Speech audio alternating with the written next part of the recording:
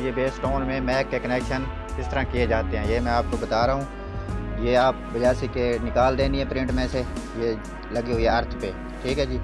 यहाँ मैक की तारें लगा देनी है, यहाँ कैपेसिटर पे आउटपुट निकालनी है, ये वॉल्यूम पे ले जाओगे। अगर 2 जैक लगाओगे ये वॉल्यूम के सेंटर में लगाओगे, ठीक है जी।